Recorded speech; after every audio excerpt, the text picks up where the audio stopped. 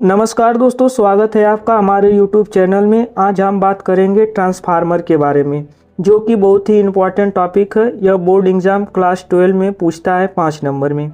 तो चलिए वीडियो को शुरू करते हैं। सबसे पहले देख लेंगे ट्रांसफार्मर होता क्या है। ट्रांसफार्मर एक ऐसा या वह विद्युत यंत्र है जिसकी सहायता से हम प्रत्यावर्ती धारा की वोल्टता को कम या अधिक कर सकते हैं। यानी ट्रांसफार्मर एक ऐसा यंत्र है जिसकी सहायता से हम धारा को कम या अधिक कर सकते हैं।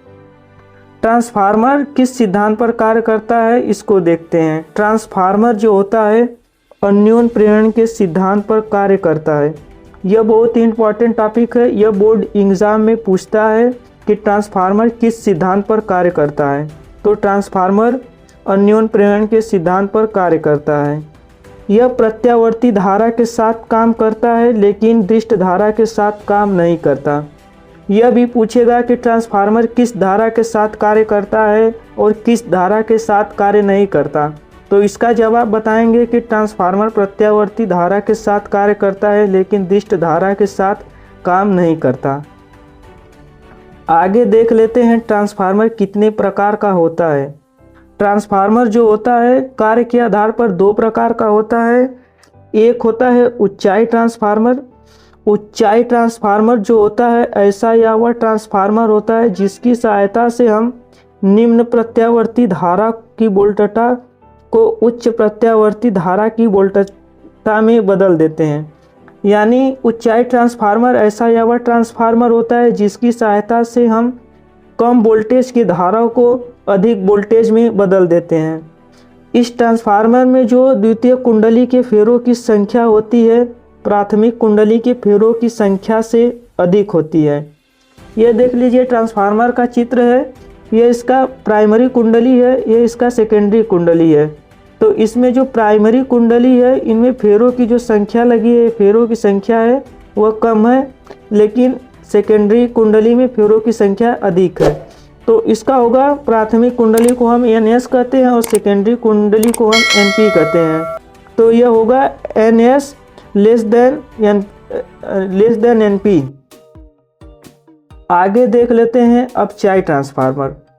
अपचाई ट्रांसफार्मर ऐसा या वह ट्रांसफार्मर होता है जो कि उच्च वोल्टेज को निम्न वोल्टेज में बदल देता है। यानी ऊंचाई ट्रांसफार्मर की सहायता से हम अधिक धारा को कम धारा में बदल देते हैं।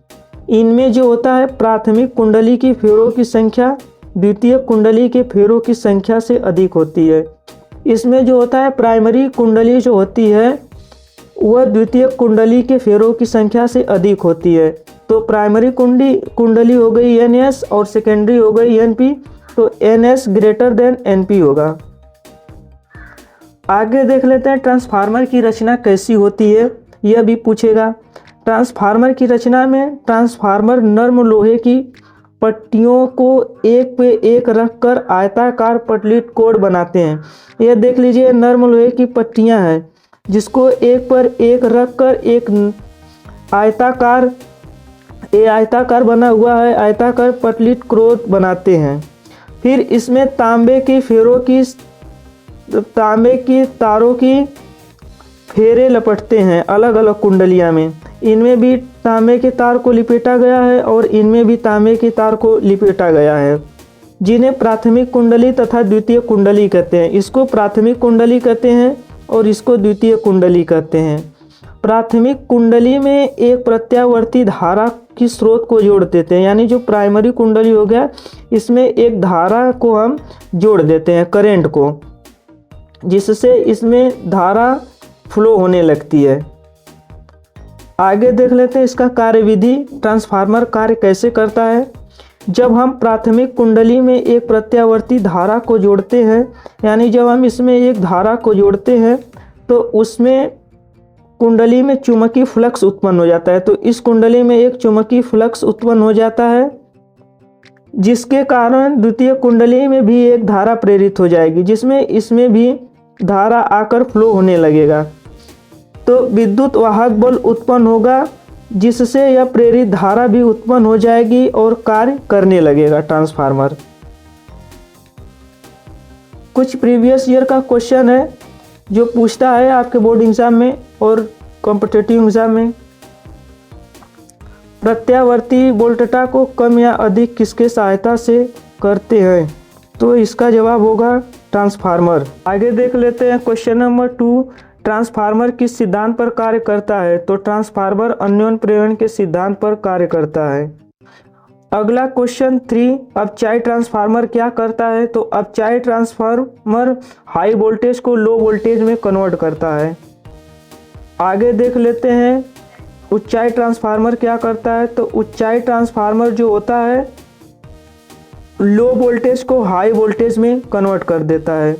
यह था आज का वीडियो जिसमें हम ट्रांसफार्मर के बारे में सब कुछ डिस्कस किए। यदि वीडियो अच्छी लगी तो चैनल को सब्सक्राइब करके वीडियो को लाइक और शेयर जरूर करिएगा। धन्यवाद। अब मिलते हैं अगले वीडियो में, तब तक के लिए धन्यवाद। जय हिंद, जय भारत।